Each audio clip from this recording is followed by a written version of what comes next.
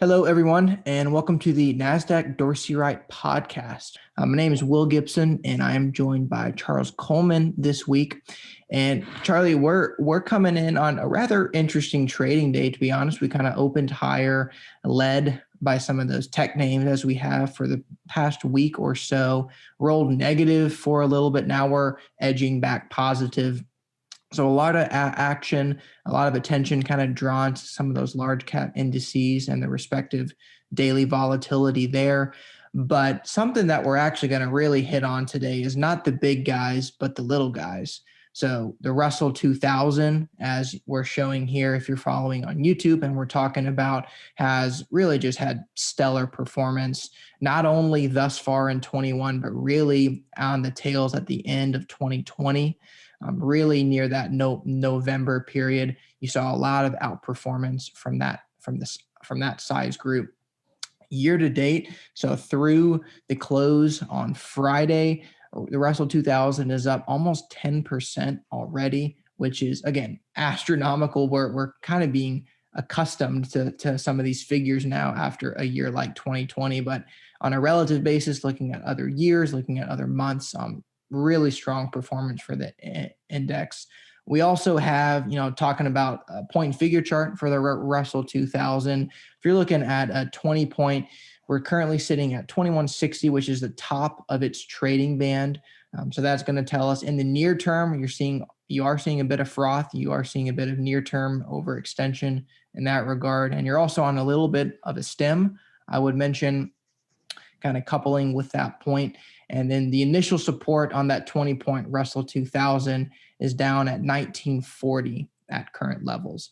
But by and large, it's a very positive picture for the space. You're on 3 consecutive buy signals, well above your positive trend line, and really sitting at or near all-time highs. And not only if we look at this on an absolute basis, so absolute meaning against itself, we've seen strong performance, but on a relative basis, I mentioned some other popular benchmarks, we're also seeing a lot of alpha from the area. A way that we were actually talking about this before we got on to record today, we're looking at a relative strength relationship between the Russell 2000 and the S&P 500.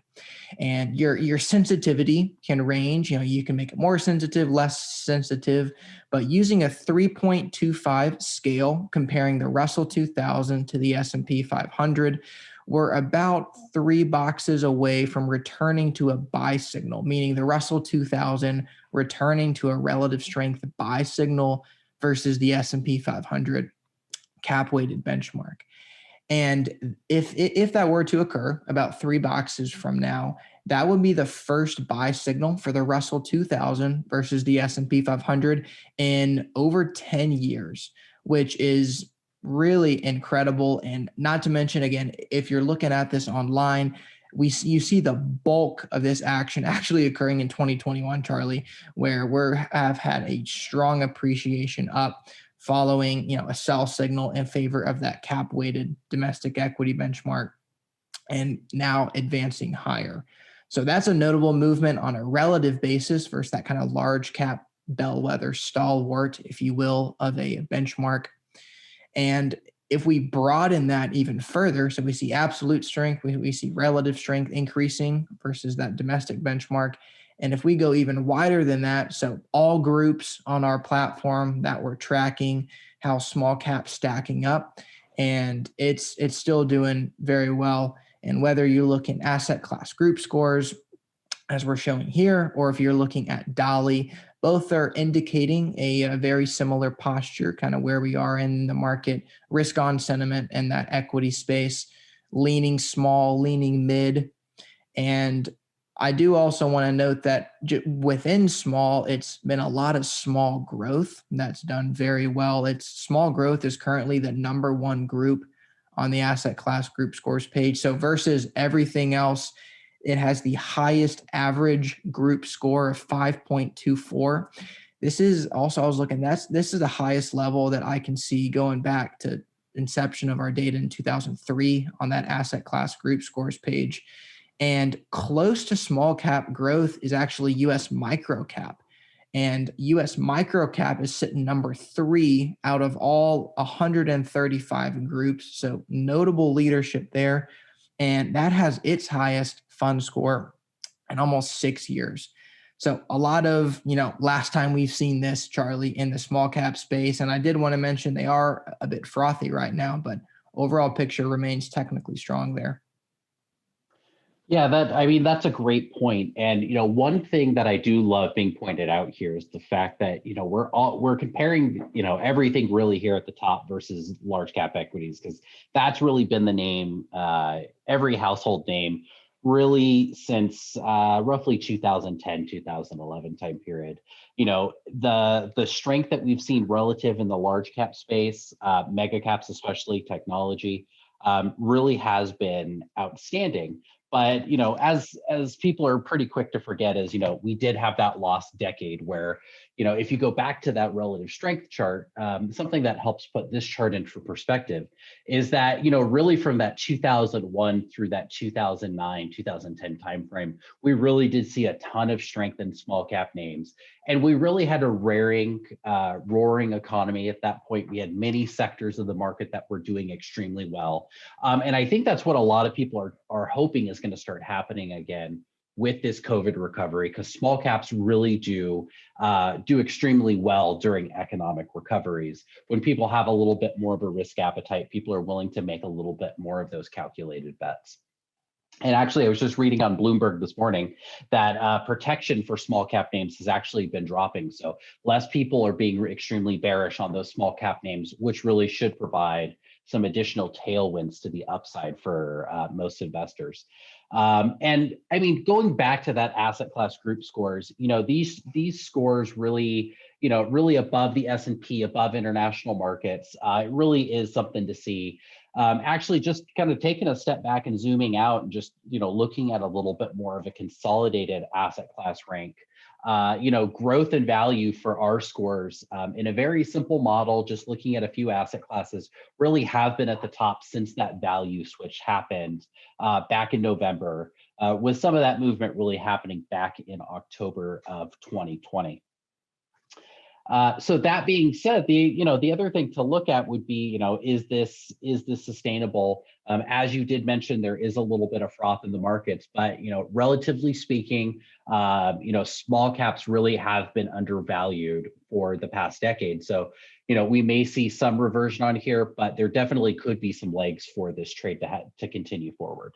So thanks to things like the stimulus that's actually being projected to come out from the Democratic-led Congress as well as presidency, these small cap names, really could benefit very largely from it. We're starting to hopefully see some turn with the vaccine, which could promote people to start buying some of those smaller names as we see the economy really start opening up, people really start getting back to work.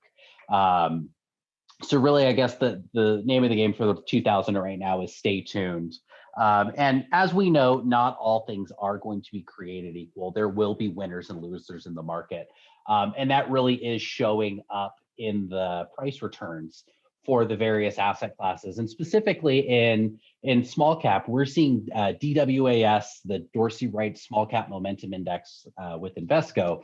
Over the past year, we're actually seeing it up 40% versus the Russell 2000 ETF IWM, up 30%. So momentum really is pointing us to areas of the market that are doing well, and really just kind of pushing those areas of the market forward, which is something that, we're kind of biased on this, but something that we really do love to see within the markets. Winners and losers, large dispersion, and really kind of being able to dig down into names that are quality and doing very, very good things.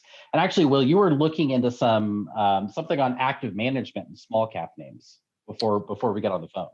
Yeah, that's great, Charlie. And you actually reminding me just then as well. I was looking, and turns out that on a 7-year performance basis, assuming an average economic cycle is between 7 to 10 years, so on about a 7-year performance basis, looks like the Russell 2000 outperforms about 50% of active managers, which seems high. But again, on that relative basis, if you look at the S&P 500 versus a group of large cap managers, the S&P 500 tends to outperform about 60% of the time. So, Charlie, on your point is that maybe in that small cap space, there's more room for some price discovery there. It's not as fully priced, perhaps, as that large cap area, being the most well-known, some of the largest companies in the world. Maybe another tailwind for active management in the small cap arena as well. So something to keep in mind there, something to consider if you're maybe shopping around, if you're looking to raise your allocation in small caps, mid caps, wherever in the market. I think that is something to pay mind of. And maybe in some concluding remarks, as we've done today, and like to mention, our research can be used as kind of a map, if you will, meaning where are we currently in the market? Where is strength in the market? Where is weakness in the market? And we've kind of been highlighting that strength today that's in small caps. That is not exclusive to say that there is strength elsewhere in the market for sure. And you can see that various places on the platform, talking to us, emailing, all of the above. But Charlie, I thank you for your points today. Always love having you on here, bringing in great insight. And for those that were listening, we appreciate it and hope this was advantageous. And on that topic, if you want to reach out, phone or email, we're happy to talk. So all things said, thank you, and we'll talk to you soon.